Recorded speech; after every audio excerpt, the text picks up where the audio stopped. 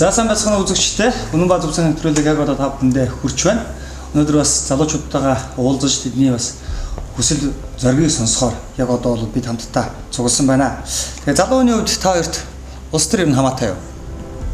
Улс төр миний хувьд бол хамаатай. Угаасаа ямар ч бүх залуучуудын үед залууч гэлгүй бүх хүмүүст л улс төр хамаатай. Яг тэгэхээр угаасаа ойлгомжтой шүү дээ. Хүмүүс ч гэсэн ярьдаг шүү дээ. Улс төр чамайг оролдохгүй бол үгүй улс төрийг чи оролдохгүй сонирхгүй бол улс төр чамайг оролдоно гэж тэгж ярьдаг шүү дээ. Тийм болохоор улс төр угаасаа л тухайн улсын эдийн засаг бүх зүйлийг хариуцдаг учраас тийм тухайн улсад амьдарч байгаа л улс төр маш их хамаатай. Улс төрөнд хамаатай юу? Хамаатай л яг хаа. Тэгээ мэдээж залуу хүн те яагаад гэх юм бол одоо хүмүүс зарим хүмүүс би улс төрөөс ангид хүн гэж амар их ярьдаг те. Яагаад улс төрөөс ангид байгаа гэдэг нь шалтгаан нь бол хэрвээ тэр хүн улс төрөөс ангид байх юм бол улс их орн яг юу болж байгаа яаж өөрчлөгдөж байгааг мэдэхгүй байна. Тэгээд ямар нэгэн шалтгааны улмаас нөлөөлж байгаа энэ хамгийн том зүйлс бол улс орнууд хөгжил хамгийн том нөлөөлдөг зүйл улс төр. Тэгвэл улс төр бол надад хамгийн томоор шууд хамааралтай гэж үхэд бол боддог.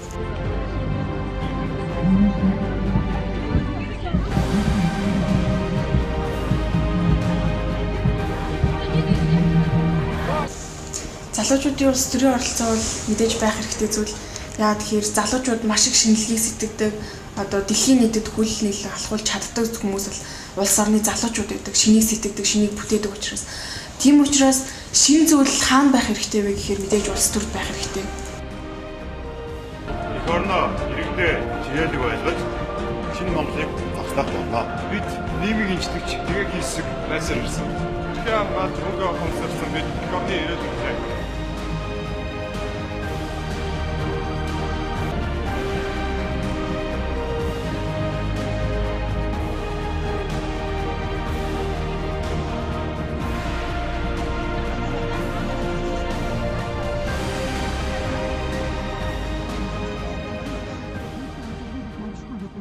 Монгол улсын ирээдүй гэх юм бол би бол залуучууд л гэж хэлнэ. Тийм учраас залуучуудыг улс төрд илүү оруулах хэрэгтэй.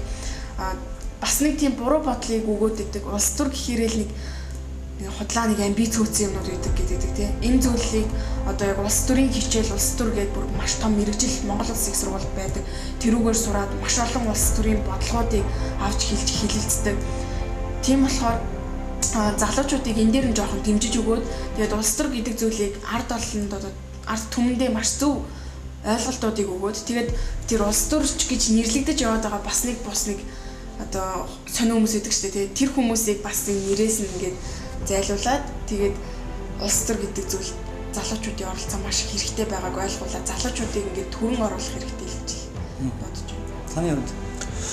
Миний хувьд бол улс төр залуучуудын оролцоо маш том өгүүлэгдэж байгаа нэг зүйлс нь. Яагаад гэхээр өнөөдөр залуучууд те яг одоо ингээд сонгуулийн үеийг л харъя л та. Бид нар зүгээр 2020 оны сонгуул, 2016 оны сонгуулийн үеийг харъя. Ихэнх нь ямар хүмүүс сонгуулийг очиж өгч ийн гэхээр 40-с 60 насны хүмүүс яг тогтмол сонгуулаа өгдөг. Яагаад гэх юм бол тэр социалист нийгмийн үеч заавал энийг өгөх ёстой гэдэг ёс суртахууны тархинд суулгачихсан. Тэрнийхээ хэрээр нөгөө нэг би өгөхгүй бол болохгүй. Хэрвээ би зөв хүнийг сонгох юм бол улс их орн зөв сонгоно гэдгийг ойлгочихсон хүмүүс залуучууд юу болохоор надад дутчих юм шүү дээ.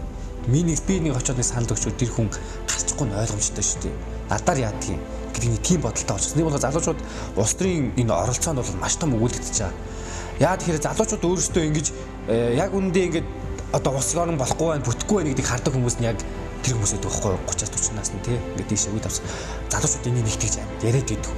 Яг өөрсдөө энэ оролцоонд яс үндэ энэ зүйлсийг авчрах гол хүмүүс нь залуучууд байхгүй. Өнөөдөр бол монголчууд бол ихэнх яг ард түмний ихэнх бүтээж байгаа тэр бүх зохицлоо нь залуучууд байдаг. Залуучууд өөрсдөө оролцохгүй байгаа, залуучууд бүтээж чадахгүй, сонгуулаа өгөхгүй байгаа болохоор тэр үлдсэн хүмүүс нь буруу хүн саналаа өгöd байгаа. Ямар нэгэн байдлаар улс төрийг мэддэггүй. Тэгэнгүүтээ орж ирэнгүүтээ нэг мэддэг нэрээ дугуулдаг. Мэддэггүй нэг ор хайдаг.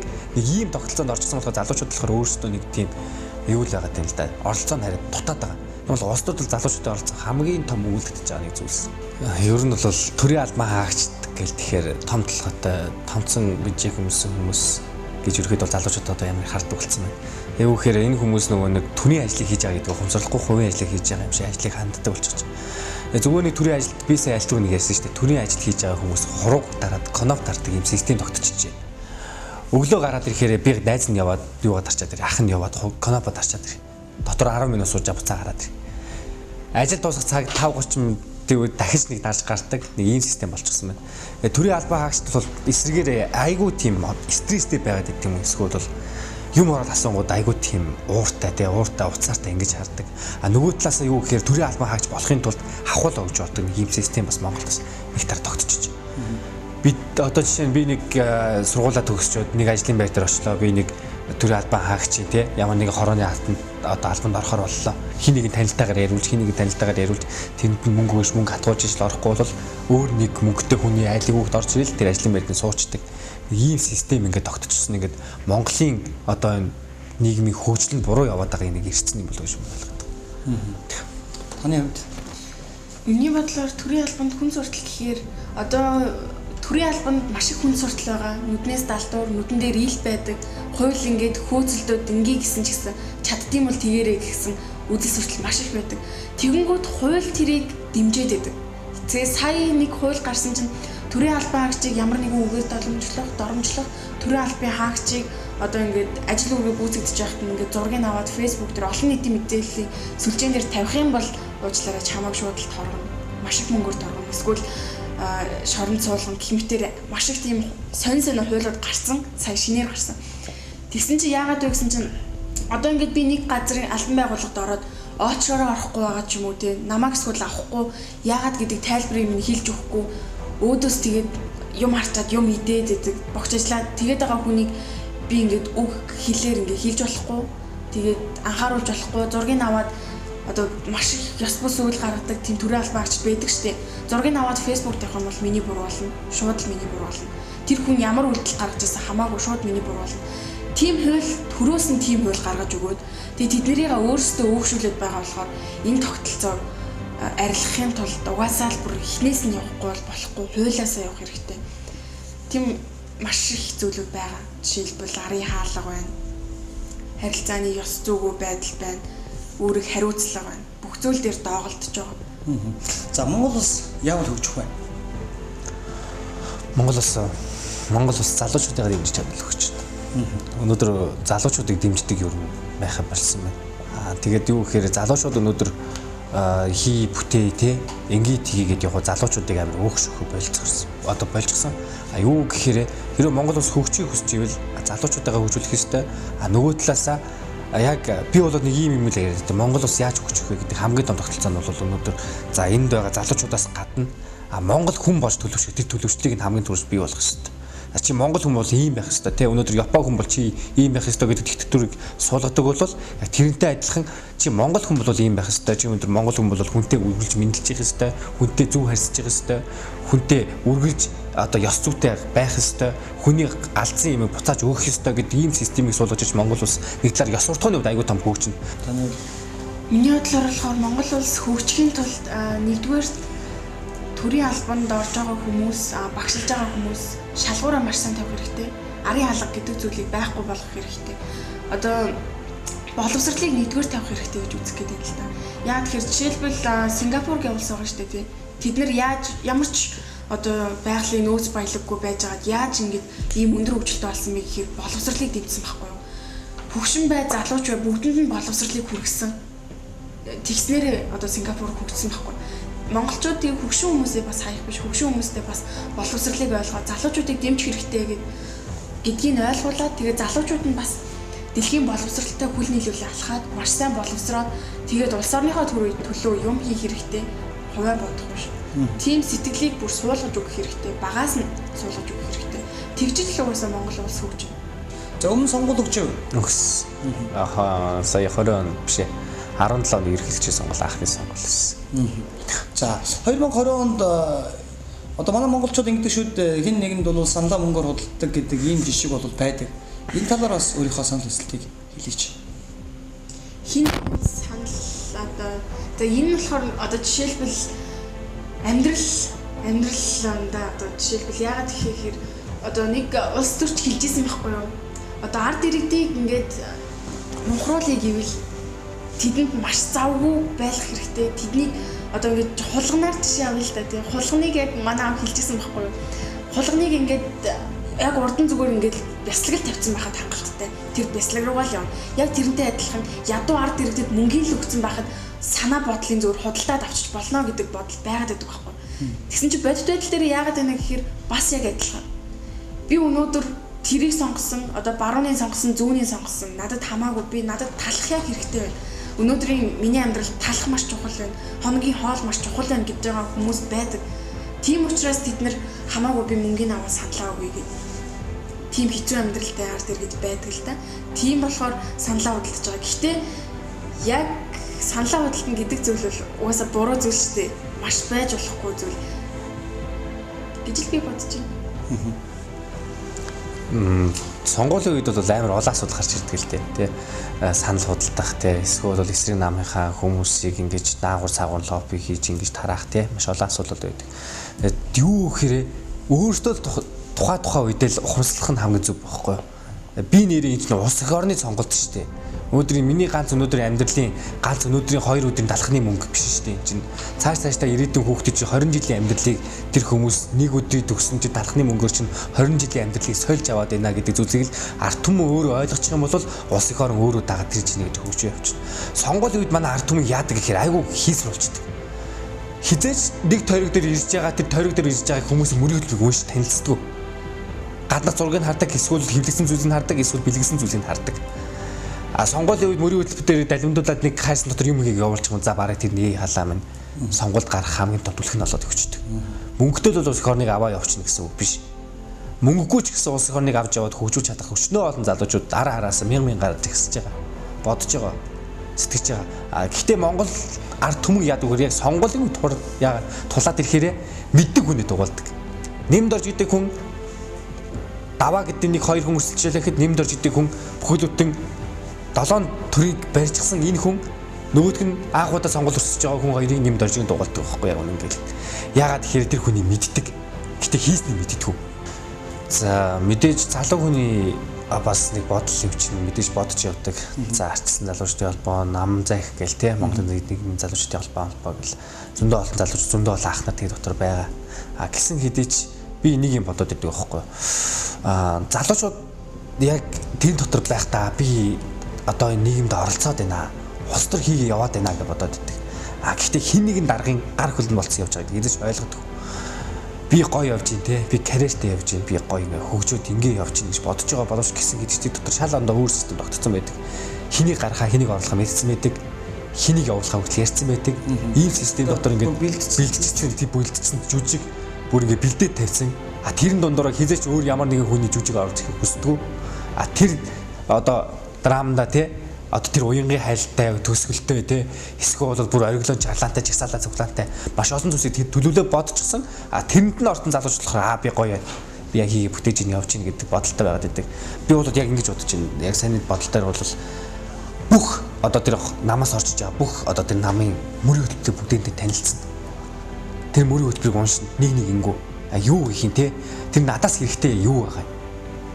Хэрвээ би иргэн хүнд бол улс орныгоо хөгжүүлэх байгаа хүнд бол сонгогч байгаа тэр сонгогдож тэр улсын үр дэвшиж байгаа хүнд бол зөв системтэй зөв мөрөөл боловсруулсан тэр хүнийг сонгоно гэсэн бодолтой. Тэгээ миний хувьд бол мөрийн хөтөлбөртөө бол танилцсан. Тэгээд тухайн хүнийг танихын тулд угаасаа мөрийн хөтөлбөр нь хэрэг болно. Гэхдээ Монголд яг мөрийн хөтөлбөр нь үнэн байдгүй гэвэл худлаа. Яагаад гэхээр дээгүүрийн мөрийн хөтөлбөрийг шал худлаа юм бичээ өгчдөг. Тэгээд маш олон үлгэр бичээд өгчдөг. Тэгээд тэрийгээ танилцаад би ийм гэд итгүүлэх гээд яриад байдаг. Тэгэхээр би яг юугийн судлах вэ гэхээр тэр хүний талаар мөрийн хөтөлбөр гэхээс гадна онлайн ертөнц интернет гэх тэр хүний талаар мэдээлэл байдаг. Маш олон зүйл байдаг. Сэтгүүлүүд дээр хүртэл байдаг. Тэрийг танилцсан. Яагаад гэхээр би улс орныхоо эдийн засгийг удирдах гээд байгаа, улс төрийг авч явах гээд байгаа хүнийг сонгож байгаа учраас би маш нухацтай хандах гэх гэдэг л та. Тэр хүнийг маш сайн мэднэ гэсэн. Ганцхан мөрийн хөтөлбөрийн танаад тэр хүнийг ямар хүн бэ гэдгийг мэднэ гэвэл худлаа мөрийн хөтөлбөр худлаа гэдэг учраас л тэггүй шүү дээ. Тийм учраас тэгээд бас тэр хүний боловсролыг харна. Тэгээд тэр хүний сэтгэлийг харна. Сэтгэлдээ боловсралтай байж улс төрийг л өдөртөн. За залуу хүний хувьд бол мэдээж те арай өөр зүйлсийг хүсч мөрөдч одоо ерөөхдөө бол явж байгаа. Би өөрөө залуу хүн улс их орноо хөгжүүлэхдээ улс их орноо ингэх миний одоо дүү эсвэл миний хөр хүүхэд те сайн сайхан нийгэмд аявах айдсгүй аюулгүй амьдраасаа те гэж маш хүсэж байгаа. Өнөөдрийн нийгэм аюулгүй айдстай байна. гадаа гараа хүүхдэд тоглуулах эрх надад байхгүй байна. Алдчих юмсаа санагдаж байна. Facebook захин ертөнцид хин нэгэн танихгүй хүн өнөөдөр тий Facebook захин ертөнцид асар олон юм хүчирхийлэл, асар олон юм гарын шахалт маш их явж байна. Маш олон залуучууд одоо маш олон ах нар маань залуучууд маань энэ хос орны хөгжий, мөрөөдий болгоё тий ингээ арай өөр төвшөнд аваачи дэлхийн чигтнээс Монгол улсыг бий болгоё гэдэг энэ тогтолцоонд суурилж өгөхөд бол үнэн ба зөв нам бий болсон гэж би бодож байгаа. Хос орныг өөрчлөе гэсэн маш олон залуучууд санаа бодлоо нэгтгээд ингээ оролцож байгаа. Мэдээж залуу хүний хувьд бол дэмжиж байгаа. Ус их орон буруу явж байгаа, ядуу явж байгаа маш буруу. Энэ зүйлсийг зөв болгохын төлөө явж байгаа хүмүүсийг бол мэдээ залуу хүний хувьд бол дэмжиж цааш тайхын ажил одоо бус зүйлсд нь бол өөрийнхөө чадах шинийг дэмжиж явна гэж үгээд бол найдаж байгаа. Миний хувьд гэх юм бол үнэн ба зөв нам гэдэг байгаа шүү дээ. Энэ гарч ирсэн нь бол одоо маш их хэрэгтэй зүйл гэж миний хувьд бодож байгаа. Яа тэгэхээр олон сонголт байх тусмаа чанар нь сайжирдаг. Тийм учраас өрсөлдөгч олон байна гэдэг чинь тэр хүн улам сайн болох, сайжрах бас нэгэн гол хөшөөрөг болж өгч байгаа. Саяхан нөгөө юу байлаа л та нөгөө гадаадд сурах тэтгэлгийг одоо Монголын засгийн газрын тэтгэлгийн эднэрийг болиулсан шүү дээ. Энэ болохоор ер нь бол асар том давбуурал байхгүй. Залуучуудыг боловсролын дэмжгээ болно гэдэг чинь ер нь тэгэл тухайн улсаар өгч байгаа юм шиг.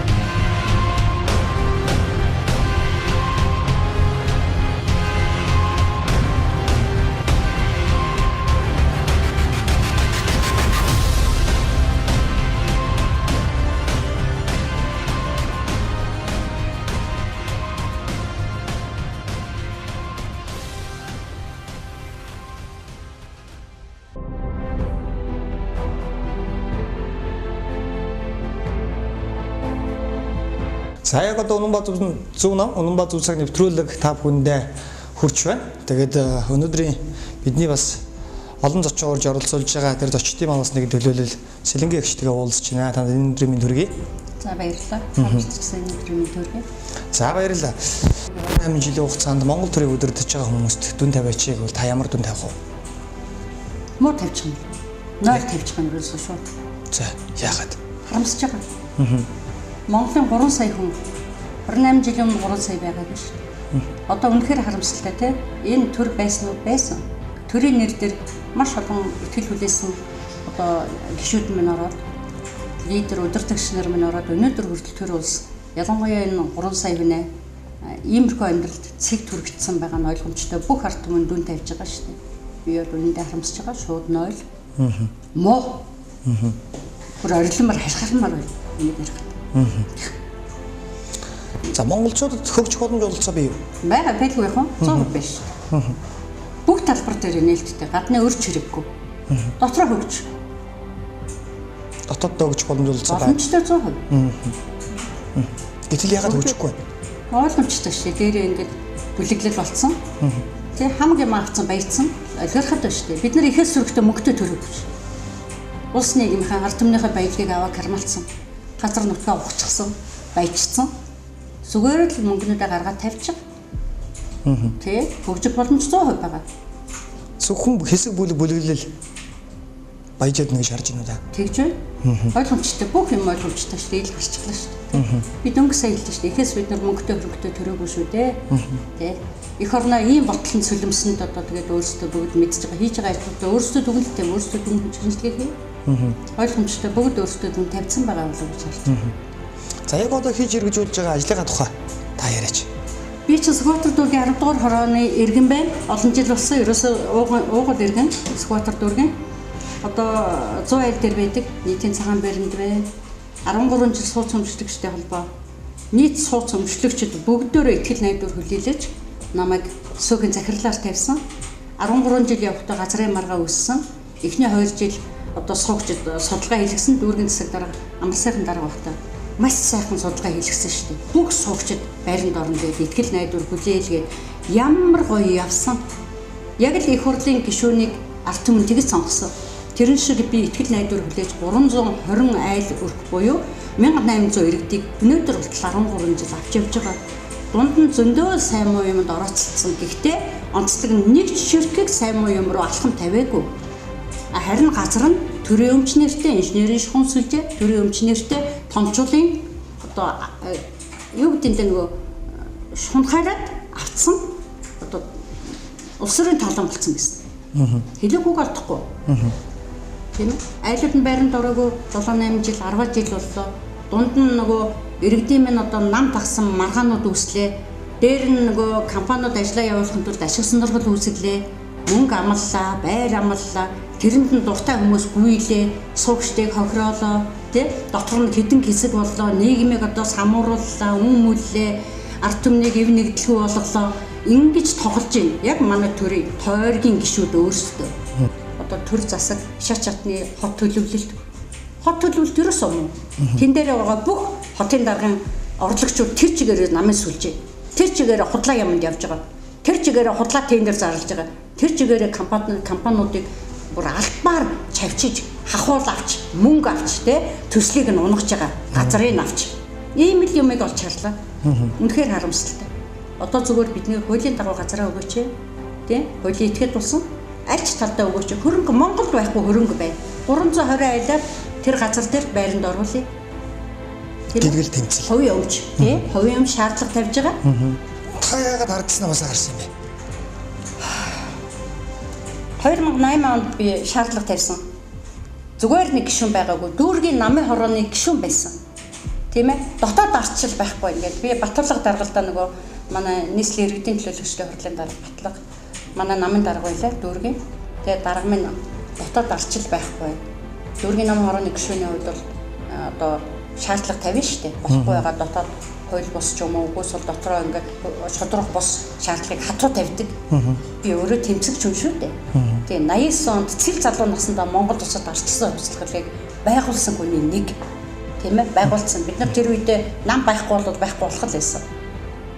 Төр засгийн минь бас тодорхой хэмжээний ард түмний хүндэтгсэн шийдвэрээр тэр тэмцлэр тэр одоо хариуцлагатай өөрийнх нь одоо ихтгэл найдвар хүлээлгэсэн тэр орон зайн дээр бид нар хүчтэй гарч ирээ сайхан явсан уу явсан шүү дээ. Тэгээд намын даргадаа шаардлага тавьсан. Намын дарга жил болоод надад хариу өгөөгүй. Яг би 2008 оны 7 сард 6 сард шээ те өргөдөл хийсэн намдаа. Дотоод Монголын ардчилсан нам дотоод ардчил байхгүй учраас хүний эрх хэрэгчлээр шударгаас эрх чөлөөнийхөө төлөө би ингээд их хурлд сонгох эрхээ эдлээд хуулийн дагуу би тааш нэр дэвшлээ гэж өргөдлөө өгöd гарсан. Хавчигдсан нь үнэхээр өрөвдөлтэй. Би Монголын төрд шударга байхгүй байх гэдгийг тэндээс л харсан байхгүй. Тэгээ хавчигдаа 72 цаг, 2 цаг үлсгэлэн зарлаад 30 минут байх би дээд чүгээс хариугаа аваад 4 хоногоос сурчилгаа хийгээд тэр хооронд их хурлд ямар муухай сүлжээ, ямар муухай тэр эрх мэдлийн төлөө ирээ зээрээгүй бүр бүх юм алдсан бүр ичих булчирхай байхгүй дайрч довтолж байгаа гэж хэлсэн. Үнэхээр харамсалтай. Их хурлд гарвал баяжчихна. Би нэг таксины жолоочтой таарсан C1 дээр нэг нэвтрүүлэг өгөхгүй явж ирсэн. Тэгсэн чи их хурлд гарч баяжтiin билүү гэж авдаг биш үү? Хөөе миний дүү чи юу яриа гэж. Манай найзсаар тэгж ярьж чинь их хурлд гараа баяжий гэж ярьдаг. За тэгвэл ихчээсээ өөр хүнд хэлээгүй гэж бодоорой. Тийм ээ? Тийм хүн олон ингээд төрд байгаа. Олон хүмүүс гарсан учраас бид нар ийм сайхан дайн дажингүй, энэ сайхан байгалийн баялагтай, газар тариалантай, уул уургатай, алт үн цэнгэлтэй энэ газараа бид нар өнөөдөр яаж амьдарч байна вэ? Тэр ч одоо бас л нэлээд хэдэн жилийн өмнө болчихж байгаа. Тийм. Тэгээд тийм учраас мэдээ шууд болох хэрэгтэй. Тийм бодолтой бол. Харин үндэсний аюулгүй байдал тусгаяар тогтнол тий. Тэгээд энэ эх орон сэтгэлгээ байгаа бол залуу хүн болно шүү. Ягаад гэвэл үндсэн хуулинд эрх нь байгаа байхгүй. Дэмжин шүү дээ. Ард түмэн дэмжих байхгүй. Зөвхөн баяжхан тал биш шүү дээ. Биш. Тэрийг ерөөс ойлгох хэрэгтэй.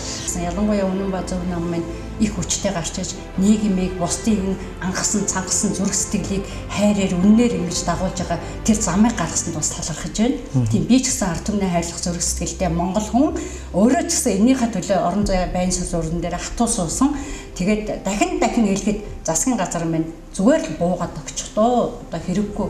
Ялангуяа тэр иргэдийг бүгдийг ингэж хуурч хангалттай болцсон шүү дээ. Одоо тэгээд мэдж байгаа учраас тэрэн дээр хэрэлдэх юм байхгүй. Зөвөр бүгдөө хоёр нам ч гэсэн одоо тэгээд зарлаад зүгээр энэ төрийн минь алт өмнөх нь эрх мэдэлд өгөөд яв алт юм аяанда сонголтоо хийчих нь аль хэдийн хийцэн байгаа гэж харж байгаа байхгүй. Зарим хүмүүс тогтолцоонд алдаа байсан гэж ярьж байгаа. Тогтолцоонд алдаа байв уу, хүндээ алдаа байв уу? Хүндээ алдаа биш. Яагаад? Өөр алдсан шүү дээ. Яагаад би биэндээ шаардлага тавиагүй? Одоо нямд орж байгаа байж шүү дээ. Энэ олон хаян гэр бүх улсууд их хурлах юм байж шүү дээ. Яагаад 76 байж 1 2 5 10 хүнийг барьж чадаад идэвхтэй дуулаад яваад байсан. Бүгдээрээ л адилхан хэлэх арга болсон. Монголын төрдөө итгэх ард түмний итгэл ямархуу багшгүй байна. Мөн байхгүй шүү. Яагаад төрдөө итгэхэ болж вэ? Яаж итгэх юм бэ ч одоо төрийн чинь барьж байгаа гажигуд байж шүү дээ. Тэр гажигуудаа буулга. Өөрөөсөө одоо нямд орчгооч ярих юм байхгүй ч насаараа тэр хууль зүйн одоо ямар сайт хийлээ шүү дээ. Насаараа л их хурлд суулаа шүү дээ. Өнөөдөр яагаад ийм болтон тэр үедээ дуурахгүй өнөөдөр 28 жилийн дараа дугаараа яваад байгаа. Асуудалтай ерөөсөө анхаарал. Аимшигтай байгаа ч тийм. Бүгд адилхан. Аль намч адилхан болчихж гинөө. Хоёр нам хоёул адилхан болчихлоо шүү. Яагаад тэр ардын намыг тийм болтон ардсан нам явуулсан юм? Ардсан намыг яагаад тийм болтлоо ардын нам явуулсан юм? Ойлгомжтой шүү дээ. Бүлэглэл хэлээд байгаа шүү дээ. Тий. Хүнжил дөрөндөө орсон бүлэглэл.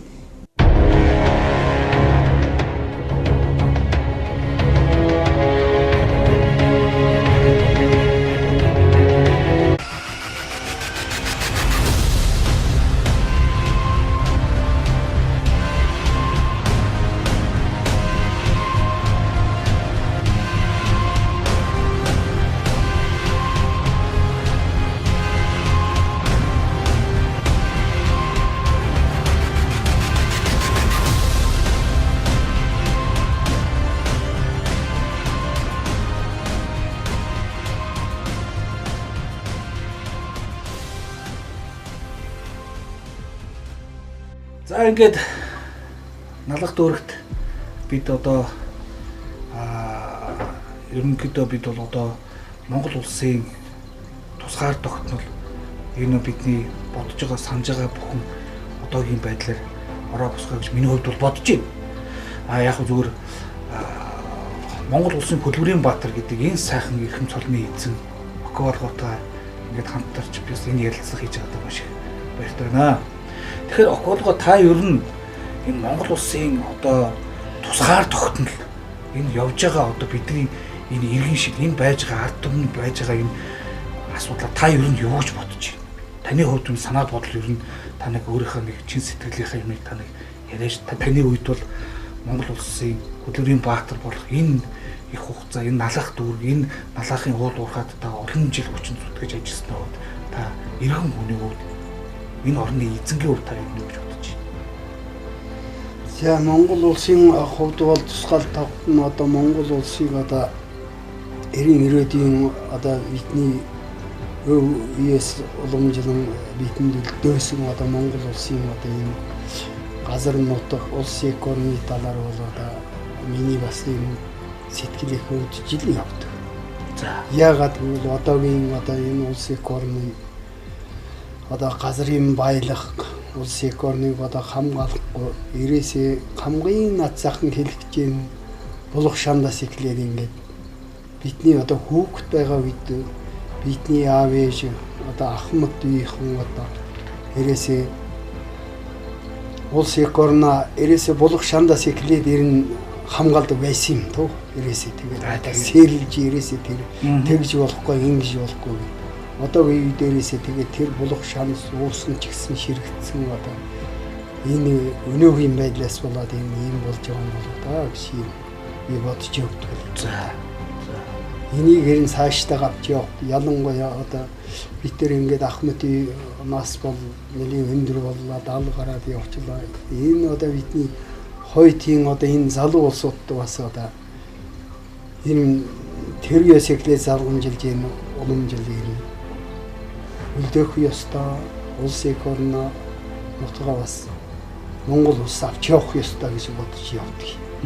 Одоогийн энэ улс экономи авч явж байгаа одоогийн сонгогдсон одоо парламент их хурлын гишүүн гэж байгаа тэр их хурлын депутат гэж ярьдаг байсан юм сонгодог байсан.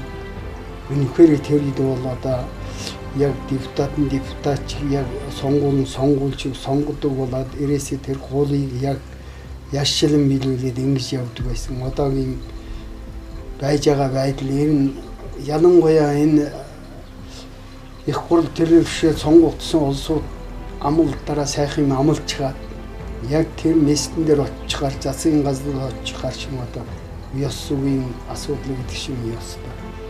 Ирээсээ алиагаа алдсан.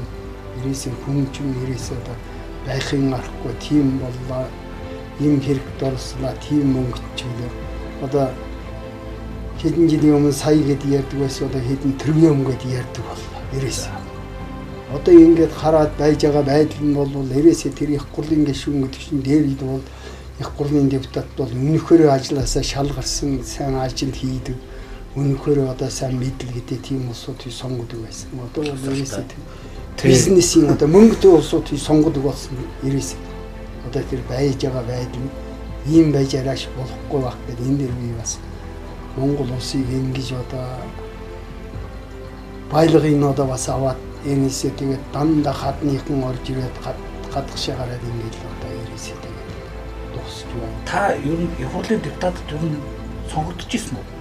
Би их хурлын депутат сонгодог дээр чинь одоо ганцхан хусгалт нам гэд удирч ирсэн шүү дээ. Нэг л намтай байсан. Нэг нь намтай байсан. Ирээсээ тэр нам удирч ирээсээ тэгээд улс төрийн товшоогоо 9 хүнээр удирдуулаад ингээд ирээсээ тэгээд улсын тухайн орны тухайн үед бол тухайн цаг үед бол тухайн нам бол ямар чиг шугамтай тэгээ ерөнхийдөө бол манай улс их орн чинь тэм чин одоо яг төлөвсөн төлөвлөгөөд эдийн засгтаа байсан ч гэсэн хэдий ч бид нар бол эргээд харахад энэ ардчлалыг бол 100 утгаар нь хөгжүүлээгүйгээс одоо эргээд би харуулдаг нэг зүйл байдаг юм л та. Яг ардчлал гэдэг гарч ирснээр бол бид нар бол олон нүд тайлж одоо явсан бол түүх бие байлгүй яг энэ бол буруу шах юм байхгүй. Гэхдээ одоогийн нөхцөлд миний ганц сэтгэл өвдөж байгаа бол газрын дорох баялагын гадагшаага ямар ч хяналтгүй. Өөрөөр хэлбэл хоёрдугаар их хурлд байгаа энэ 76 хүний одоо хийж байгаа үйл явц одоо дээрээс нь мэдгүй би одоо сүлдө хүчин болохоо байгаад байна л та. Тэгэхээр одоо манай налах дүүргийн иргэдийн төлөөл бизнесийн төлөөл болсон манай нэм төгс гэдэг нэг цагаан залуу ороод ирсэн байгаа. Бид нэм төгсөн хувьд ер нь чи юу гэж бодож байна? Их орноо ер нь чи яаж хайрлаа, яаж хамгаалж авч үлдээ гэж бодож байна одоо. Яа одоо энэ тогтолцоо ингээд яваад ах уу? Эсвэл одоо бид ямар нэгэн монгол хүний зүрх зориг гэж байдаг бидэрт. Гэхдээ энийг бол бид хийхээс өөр хин хийж чадахгүй. Тэгэхээр залуу хүний хувьд бол нэм төгсөн үед юу гэж бодож байна? Одоо ингээд юу л байна л да. Манай улс төр гэдэг юмнууд чи одоо зүгээр л бизнес юм шиг. Зүгээр ард түмнэ гэсэн сэтгэл байна. Ерөөсөө санхүү нэг хүний компани шиг л тий. Ерөөсөө хийдгэн үнэлт тэнтгүүлж чийдэг. Тий. Тэр ард түмнэ янз бүрийн зөрчлийн хууль гаргаад ерөөсөө шийдгээл ингээл ерөөсөө л нэг дарамтанд орол байлах. Ааха. Тий. Тэгээд одоо бидний ард одоо хөх чухтууд манай одоо ач гучнаар гээл харах л байлгүй хэлэрч одоо тэднэрт юу хэлэх юм.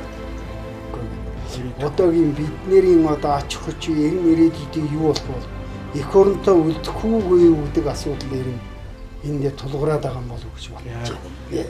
Тий. Үнэхээр энэ эх орноо алдах юм бол тэгээд Монгол улс яах юм бэ? Энэ тогтолцоогоо өөрчилж ажил ирээсээ тэгээд ингэхгүй бол ирээсээ ард түмний нэрлэлийн гэж баг байхгүй. Тий, барыг энэ байхгүй болчиход байна шүү дээ. Тэгэхээр би бол ингэж бодож байгаа. Энэ зүгээр миний санал шүү. Болгоо. Энэ тогтолцоо бол ерөнхийдөө бол магадгүй сайн тогтолцоо ч гэж магадгүй. Манай энэ бол яг үхээр гарч байгаа хувь хүнээс болоод байгаа юм болов. Жишээлбэл одоо тэр Венесуэлийг харъя.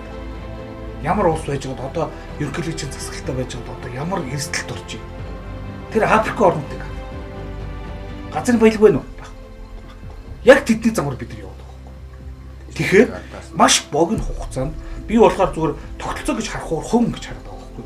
Тэгэхээр энэ хувь хүмүүсийн энэ олигархуудын энэ бүлэглэлтийг манан гэсэн одоо ялангуяа бүр онцолж ирэх манан Монгол ардын хувьсгалтаа магадгүй энэ усууд дотор байгаа энэ төрөөр төсөн тэр бунтангуу тэрний бүлгэл, тэрний ах トゥ хамаатан садаг. Тэр жижиг дунд үйлдвэрээс 3% зээл аваад одоо тэгэл янз бүрийн мэрэл тэр чинь тэр зээлийг авахын тулд бүхэл бүтэн 4 жилийн амьдралаа зориулсан өчигдөр ярьж ин л та. Гэх мэт. Тэндээ бас миний бас нэг сэтгэл ханамж өгдөг нэг зүйл байгаа. Нөгөө талаар харахад эргээд бид их оронгүй болчихсон юм уу да. Их оронгүй ер нь бид одоо яах вэ гэдэг санаагаар ингээд дотроо би их хамсч одоо яг таны түрүүний хэлдгээр энэ хувьсгал энэ ололт энэ амжилт хинээд ирсэн. Та бүхнээр ирсэн. Та энэ сайхан нэр хүндтэй өмнөх цолыг бол тэнгэрээс унж ирээгүй. Ямар их хүч хөдөлмөр, ямар их гэр бүлийн ачаал, ямар их цаг зав, ямар их эрүүл мэнд тэнд бүх юмаа зориулж та тэнд баатар болсон байна. Тэгвэл уламжлагдаад би дахиад цаашдаа энэ Монгол улсыг цаашаа ямар хүнд өвлүүлээд аваа юу? Тэмцдэг юм төсөө. Би бол тэгэж бодож байна. Нэг төсөө хувьд бол би бол бизнес хийгээд ингээ явхад бас дарамт гэж би харж байна л да. Энэ дээр юу өөрчлөлт хийх талаа та юу гэж одоо яг за өөрчлөе гэвэл яаж өөрчлөмөр вэ? Ер нь өөрчлөх ингээл яриад яваад ах уу эсвэл одоо өөрчлөлтөө яаж өөрчлөх вэ? Игнэндээ яах вэ? Үүндээ яг ингээл тэгэхээр ард түмний төлөө гэсэн нэг их хорон сэтгэлгээтэй болоод гарч ирэх одоо шууд дэмжил явах. Яг та бол тэгж бодож байна уу? Таны тэгж бодож чинь их хорны сэтгэлтэй хүн бол одоо алга болчиход байна шүү дээ. Ирээсээ дандаа тэр саяны өөрөө чи ярьлаа шүү дээ. Тэр тийм хүнээ олж сонгох хэрэгтэй байхгүй юу? Ирээсээ тэр 20 цаасан хууртаа саналаа өгч идэв. Зэйлүүдийг ингээ хөнгөлт дөөрсөн авсан байна. Төрсөн тэргийн дунгууд. Тэгээ бид нар ч одоо 40 гаруй жил тэр хамгийн хүнд үлдүүрд одоо хамгийн аюултай мессэнд ажиллаж хагаад бид нэр шиг одоо тэргийн юмтан болох ёстой шүү дээ. тэгэлгүй яах вэ? Одоо бид нар шиг газрын хүнд яваад хүнд гортоо нөхцөлгээд яваад би өнөөдөр тэнд пенсэнд гараад одоо нэг 490 мянган төгрөгийн тэтгэврийг аваад явж шүү дээ. Тэгээ. Энэ гар чи би амьдрал болоод ах чи эдгээр яагаад болдгоо юм гэж би боддог. Зөв. Бид тэр хүнд гортоо нөхцөл гэдгийг 97 онд шинэ гуул гарч ирээд ингээд байхгүй болгоцсон. Нэрээс эрдийн нөхцөлтэй 45%-аар одоогийн 490 мянган төгрөг аваад саяны ардын сесүүгээр хосон хонохгүй хоёр идэхгүй шиг одоо болгоод явж ах чи эдгээр чи одоо тэгээд би боддtiin энэ улсууд чинь яасан одоо болохоо альсын улсууд юм нэрээсээ тэгээд одоо тэргийн юмтан болоод нэг 4 жил ч юм уу 8 жил ч юм уу тэр засгийн газар суучгаал ингээд нэрээсээ нэг жоохон банд нэг ч ингээд тэргийн юмтан болоод компани байгуулаад ах トゥ аав дээр ингээд явж байдаг. Би тэр насаараа гүйлмэлчигээд 400 гаруй нэг 500 мянган засаар амьдрээд ингээд яваад байдаг. Энэ чирээсээ ийм л байдалд орчиход байна шүү дээ. Ингээл нэг тендерт оролцъё гэл материал бүрдээд тендерийн сорог бол их ховор сонсогдно. Бараг сонсогдоход цаагаараа тендерийн зарлал гэдэг шийдэгдсэн байж тэгээд нэг тендер төрөлсөлдөх болдог. Тэгэл бүх материалаа авчиад рүү. Тэгэл хариу хэл нэг л байхгүй. Тэгээд банкн дээр очино. Зээл аав ядуудаа орно шүү дээ шууд. Төлөв ядуу юм танд зээл боломжгүй. Тийм. Тэгээд хороо орноос янз бүрийн ядуустаа зээл өгч юм л сонсоод тэтгэл жижиг танд үйлдвэр байнаас.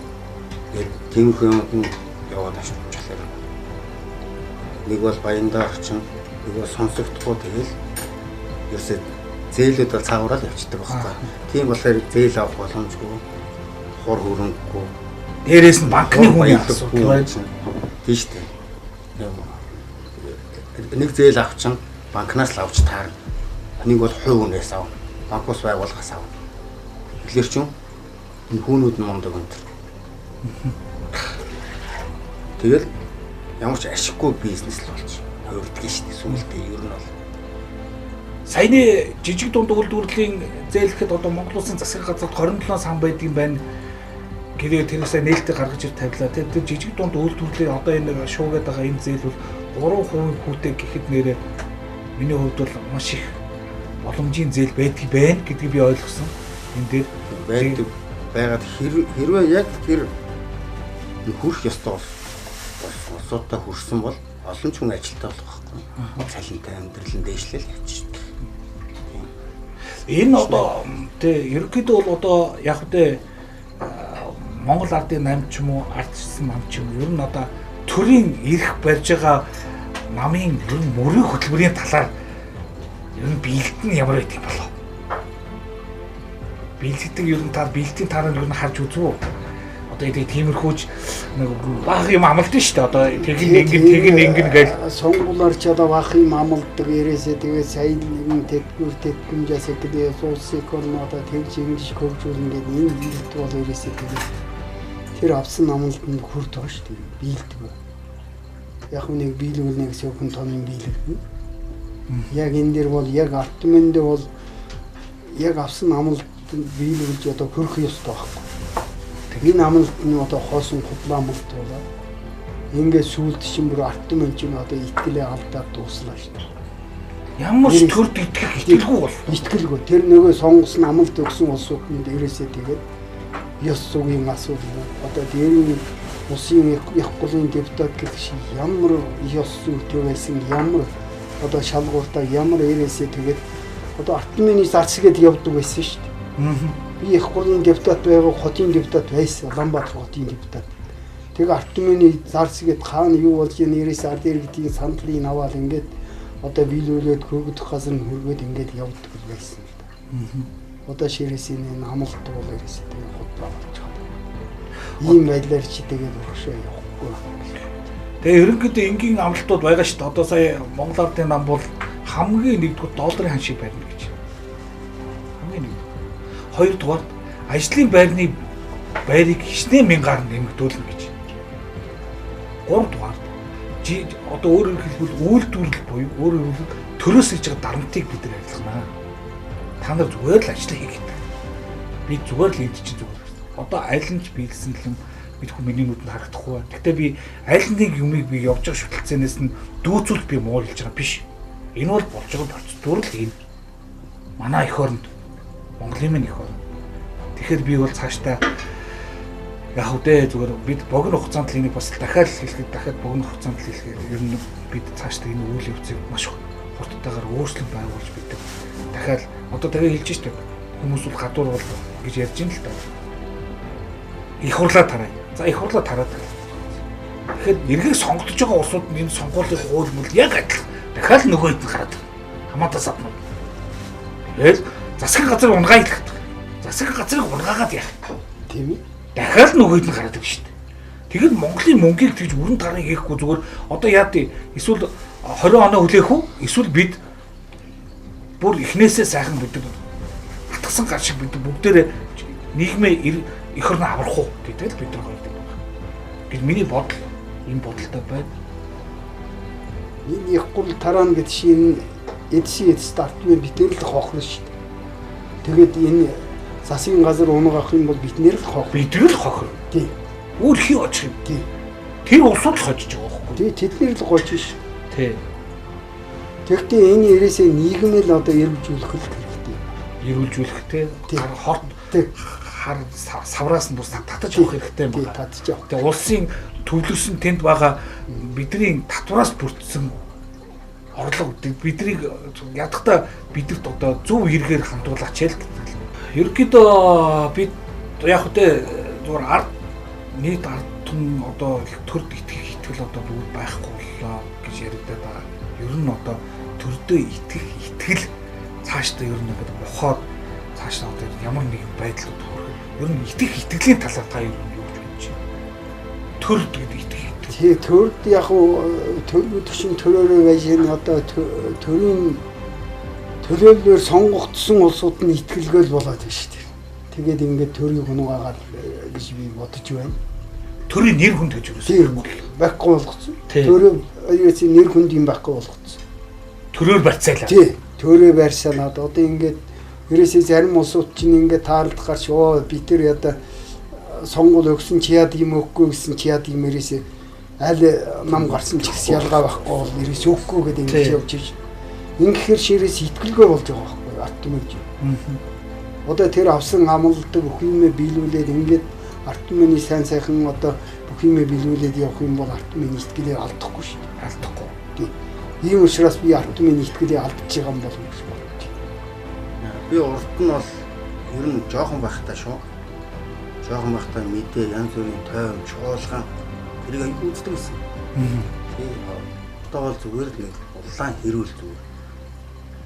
Ард түмэнд наалдаж байгаа юм байхгүй. Зүгээр л бие биенийг хичилсэн юм хэрүүлүүд. Тэрэн донд нь юм гарахгүй шүү дээ ард түмний. Тэ? Ард түмний төлөө гэсэн юм гарахгүй шүү дээ тэнцэнээс.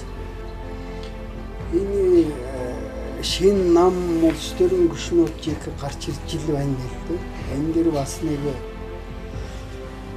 зөв бодлоготой, зөв санаашилгатай ингээд гарч ирэл бас улс экономи бас ийм байдлыг бас нэг талдар бол зогсоох цаашдаа Монгол улсын ийм зөв авч яв.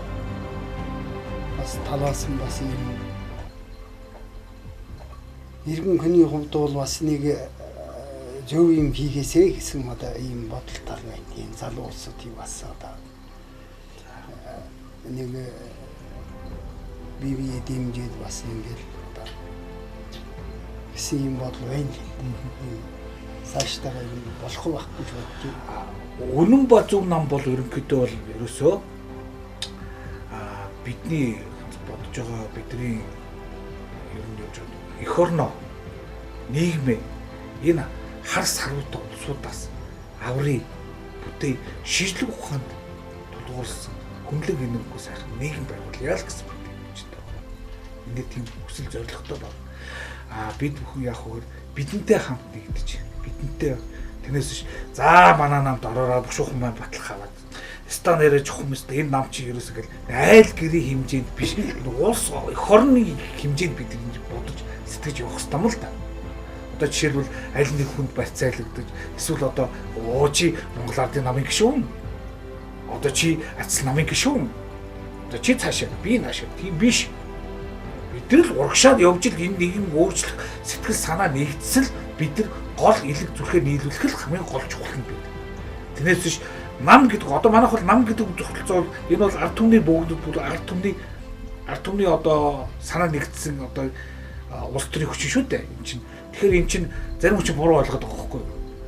За манд очиход яах вэ? За ингээд намын одоо тогтолцоотой. Жишээлбэл одоо Монгол Ардын 8 ардсан намыг айл Монгол Ардын хувьсгалт нам гэдэг ч юм уу одоо Эмний зөриг намч гэдэг ч юм уу тэрний хүчинд ороод ирэхээр одоо намын өөрчлөлтүүд, намын томилтууд, намын хуваарлтууд талаас илгээнөө. Тэрнээс үнэн ба зөв намд бол тийм бол хэзээч байх. Хүнийг ганцхан энд явах хөр чил сэтгэлээс эх орноо өөрчлөе гэсэн зүрх нэгдсэн ард түмний нэгдэл байх учиртай маа энд бол бидэнтэй холбогдоход бидэнтэй хамтарч ажиллаа бидэнтэй хамт урагшаа яваад бид хамт эргээд эх орноо аварч ивэл бид ингээл болоо. Тэрнээс биш за охволгоо Монгол Ардын намын хүн юм чинь та Монгол Ардын намаараа тэгээ яваад одоо тэгээ дуус. Намтайгаа намынхан батлагтай одоо тэгээ та явдаг. За нэмтгс одоо чи ардсан намынхаа эрхчлөөний одон тогоо тэгээ явах тийм биш. Тэр намын өөрийг үзэл бод хамаагүй байж болно. Бид бол үгүйсэхгүй. Гэхдээ бид ганцхан нэг л авч үлдэх сонирхолтой. Юу гэхээр ард иргэдийнхээ хөрсөн дээр буусан энэ сайхан бодол, чиглэл, зорилго, бололцоо, боломж бидэд хаана юу хийж ийн гэдгийг бид гаргаж өгөх ёстой юм байна. Тэгэл бид урагшаа хаалгач бид нар энэ нийгэм аварна уу гэхээс бид ад шоо үзэл 3 сая иргэнийг намын хуваарлт дээр ад шоо үзэж ингэж явдвал бид нар улс төр бол энэ бол улс төр биш. Улс төрийг бол ганцхан бид эх орн нийгэм ард түмнийхээ төлөө хийх ёстой. Бизнес бол өөр шүү. Намтайгаа бизнесийг холиод санхүүтэй ховж утгаад одоо намч биш, эх оронч биш, юучгүй болсон энэ тогтолцооч явах энэ болсон нийгмийг л бид цэвэрлэхдээ гол учир нь оршиж байгаа. За тэгээд Үнэн ба зөв намын гишүүний хувьд хүндэт зочиогоор Монгол улсын хөтөлбөрийн баатар Охволгой манай бизнесийн төлөөлөл юм төгс та хоёртоо энэ